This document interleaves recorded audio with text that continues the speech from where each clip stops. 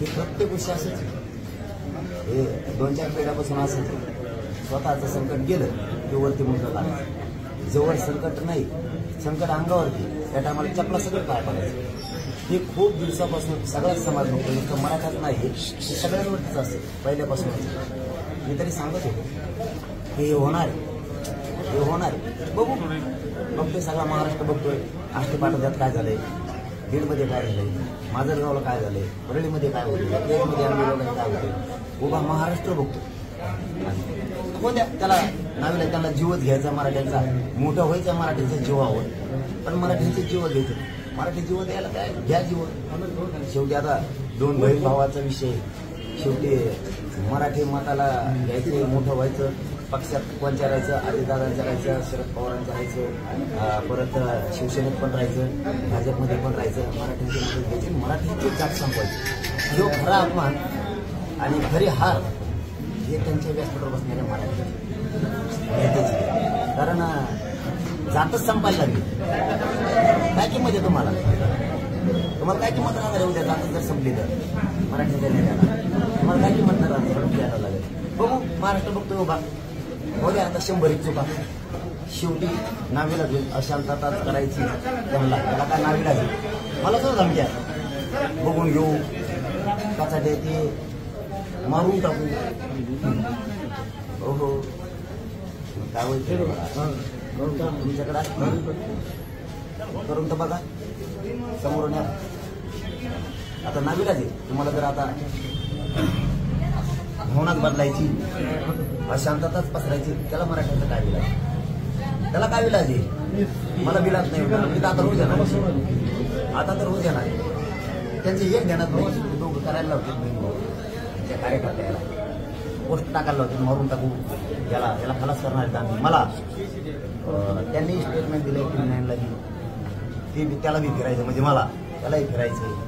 मी कधी म्हणलो पंकजाताई फिरवते म्हणा?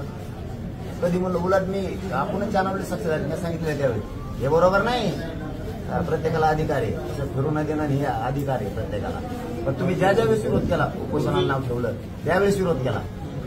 आधी तुम्हाला एकदा म्हणलो नाही पंकजाताईला पाडा किंवा महाविकास आघाडी पाडा, एकदा नाही. पण हे आम्हाला माहिती, एक वेळ निघून गेली की असं होणार.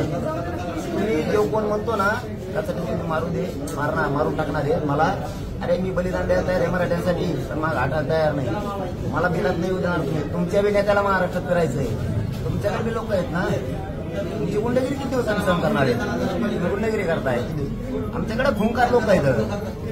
हो महाराष्ट्रभर एवढा कच्चा लेचा प्याचा नाहीये मराठाने. तुमच्या बी नेत्याला महाराष्ट्रात फिरायचंय, तुमच्या नेत्याला मुंबईत फिरायचंय, तुमच्या नेत्याला पुण्यात संभाजीनगरला फिरायचंय. मला बिलात नाही देणार ना.